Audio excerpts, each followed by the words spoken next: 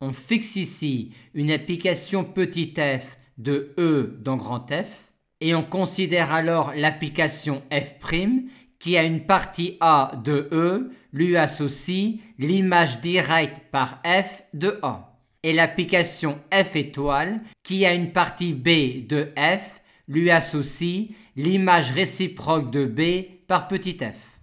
Et on nous demande alors de montrer que ces trois assertions-là sont équivalentes. Partons de f surjective et voyons ce que l'on peut dire. Quand f est surjective, il y a un résultat intéressant sur l'image directe de l'image réciproque d'une partie B de f.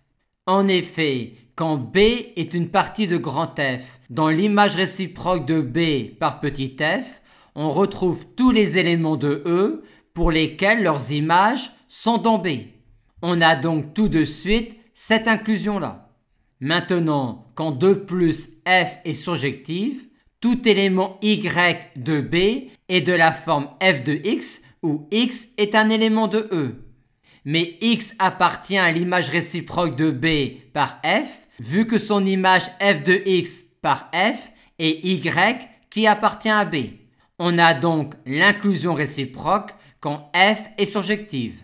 On a donc montré que quand f est surjective, on a cette égalité ensembliste-là pour toute partie B de grand F.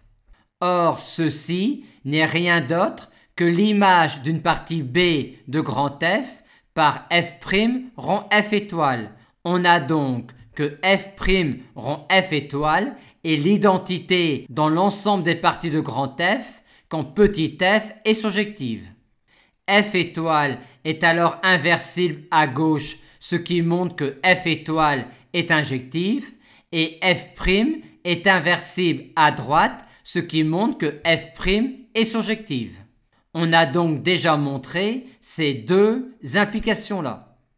Montrons maintenant celle-là. On dispose alors d'une fonction f étoile injective qui agit sur les parties B de grand F et on veut montrer que petit f est surjective. Ceci nous donne envie de montrer la surjectivité de petit f en montrant cette égalité ensembliste-là. Car pour montrer cette égalité ensembliste-là sur des parties de grand F, on va pouvoir utiliser l'injectivité de l'opérateur f étoile. En effet, vu que f étoile est injective, montrer cette égalité-là revient à montrer que f de E et grand F ont même image par f étoile. Or, l'image de f de E par f étoile est grand E, car les éléments de grand E qui ont leur image dans f de E sont tous les éléments de grand E.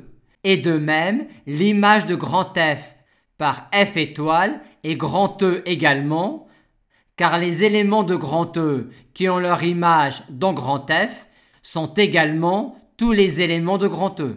On en conclut donc cette égalité-là et donc que f est surjective, vu que ces deux parties-là de grand F ont même image par f étoile qui est injective. Il ne nous reste plus qu'à montrer cette implication-là. Et elle est évidente car vu que f' est surjective, toute partie de grand F peut se présenter sous cette forme-là, donc en particulier grand F, ce qui montre que tout élément de grand F est l'image par petit f d'un élément de grand E, ce qui montre que petit f est surjective.